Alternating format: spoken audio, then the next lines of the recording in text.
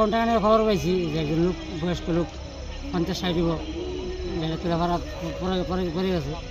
চশমা দই না আসতো, প্লাস হাতি আসতো লোকে, পরিচয় পাওয়া গেছে।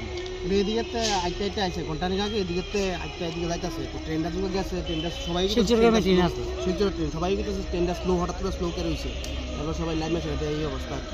নাম দাম বা পরিচয় কিছু না এসব কোনো পাওয়া গেছে না এখন অব্দি? রেল দপ্তর থেকে বা পুলিশ আইসিনি? শ্রীনগর থানা আছে। রেল পুলিশ ওখানে অব্দি আইসিনি? না আছে। কতক্ষণ হইব ঘটনাটা হয়েছে? 1 ঘন্টার উপরে ধর্মনগর। এই লোকেশনটাকে নাম কি, এই জায়গাটার নাম? যুগনগর রেল স্টেশন ধরে রেস্টুরেন্ট থেকে কতটুকু দূর হইব? নেতাজি কলোনি।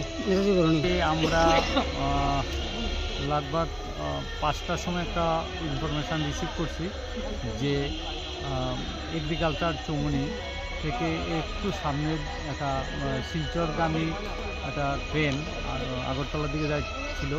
তো একজন লোককে চাপা বলতে কেটে চলে গেছে।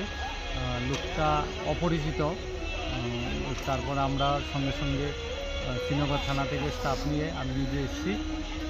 আসার পর দেখলাম এবং যথারীতি এরিয়াটা যেহেতু জিআরপির আন্ডারে, আমি জিআরপিকে খবর দিয়েছি।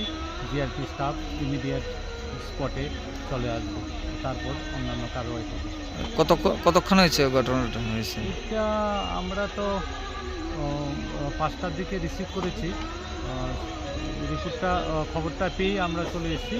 তো জিআরপি স্টেশনটা যেহেতু একটু দূরে, ম্যানেজ করে হয়তো 5-7 দিনের মধ্যেই জিআরপি স্টাফ চলে আসবে। ওনার নাম পরিচয় কিছু পাওয়া গেছে কি এখন অবধি? লোকাল লোকের সঙ্গে আমি কথা বলেছি, কেউ চিনতে পারেনি। এই সম্ভবত 55 থেকে 60-এর মধ্যে। কোথায় থেকে? ওই লোকটা কি যোগেন্দ্রনাথ থেকে আসছিল নাকি এই দিক থেকে?